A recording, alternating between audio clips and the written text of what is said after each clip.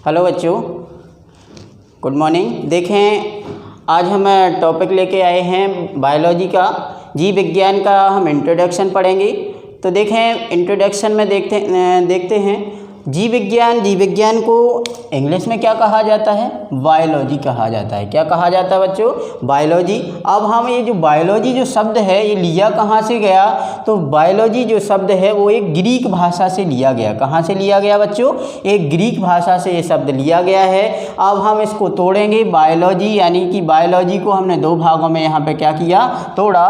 तो bio plus logy, ठीक है, क्या होता? Bio plus logy. तो बायो का अर्थ होता है लिविंग, यानी कि सभी प्रकार के जो लिविंग होते हैं, जो सजीव होते हैं। और इसके बाद लॉजी का हमें पता ही है, टू स्टडी यानी कि अध्ययन करना।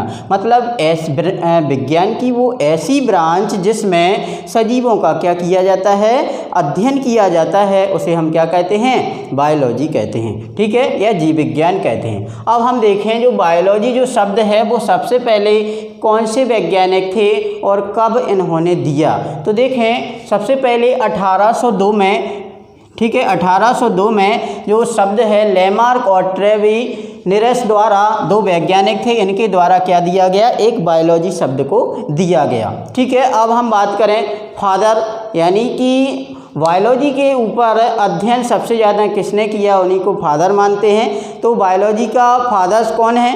तो अरस्तु को कहा जाता है। किसको कहा जाता है? हेरोडोटस को कहा जाता है, ठीक है। अब हम बात करें, क्योंकि जो अरस्तु थे ये कैसे थे?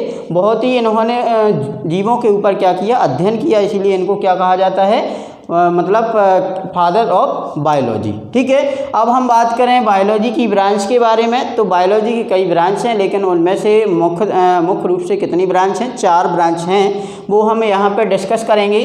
ब्रांच ऑफ बायोलॉजी यानी कि बायोलॉजी की ब्रांच कितनी है? तो देखो, मेन ब्रांच कितनी है? 4 भागों में इनको क्या किया गया? डिवाइड किया गया।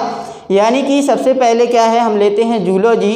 तो विज्ञान की वह शाखा, जूलॉजी का मतलब क्या होता? जंतु विज्ञान। क्या होता? जंतु विज्ञान। क्या होता बच्चों? जंतु विज्ञान, ठीक है। यानी कि विज्ञान की वह शाखा जिसके अंतर्गत किसका अध्ययन होता है? जंतुओं का अध्ययन होता है। जीव जंतुओं का मतलब जंतुओं और मनुष्यों का अध्ययन क्या कहलाता? हमारा भी अध्ययन जब हम अपने आप का अध्ययन करेंगे तो वो कौन सी ब्रांच के अंतर्गत करेंगे बच्चों? तो जूलॉजी के अंतर्गत करेंगे, ठीक है। अब हम बात करें, जूलॉजी विज्ञान है जो विज्ञान, इसकी जो क्या है? एक बायोलॉजी की एक ब्रांच है। इसके फादर कौन है? तो इनके पिता भी किसको कहा जाता? अरस्तु को कहा जाता है, हेरोडोटस को। इसके बाद हम बात करें विज्ञान की दूसरी ब्रांच के बारे में। तो दूसरी ब्रांच बच्चों क्या है? बॉटनी ली है। तो बॉटनी को हिंदी में बात करें तो क्या कहते हैं? बॉटनी को वनस्पति शास्त्र। क्या कहते हैं? वनस्पति शास्त्र, ठीक है। यानी वनस्पति शास्त्र में किसका अध्ययन होता है? वनस्पतियों का। तो वनस्पति क्या होते? प्लांट्स होते हैं। क्या होते बच्चों? प्लांट्स होते हैं। यानी कि स्टडी ऑफ प्लांट, जिसमें प्लांट्स का क्या किया जाता हो? अध्ययन किया जाता है, उसे हम क्या कहते हैं? विज्ञान की वह शाखा जिसमें प्लांट्स की स्टडी होती है उसे हम बॉटनी कहते हैं। क्या कहते हैं? बॉटनी। अब हम बात करें यहाँ पे बॉटनी, यानी बॉटनी के पिता कौन है? यानी वनस्पति शास्त्र के पिता कौन है? ठीक है। तो पिता किसे कहा जाता है? थियोफास्टस, जो वैज्ञानिक थे इनको क्या कहा जाता है? थियोफास्टस को क्या कहा जाता है? वनस्पति शास्त्र का पिता कहा जाता है। यदि हम बात देखो तीसरी ब्रांच की बात करें तो क्या है?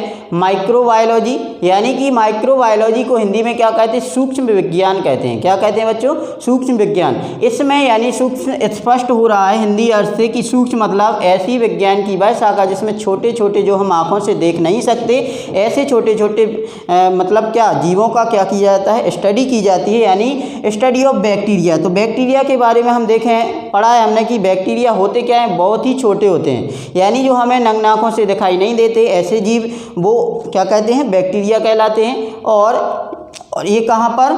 यानी कि आल जगह पर सर्वव्यापी होते हैं, सभी जगह बैक्टीरिया पाए जाते हैं। अब हम देखेंगे इनके पिता, यानी माइक्रोबायोलॉजी के पिता किसे कहा जाता है? तो ल्यूवेनहॉक। हमने क्या पढ़ा था? एंटनी बॉर्न जो ल्यूवेनहॉक थे, इन्होंने किसकी खोज? लिविंग सेल की खोज की थी। किसकी खोज की थी बच्चों?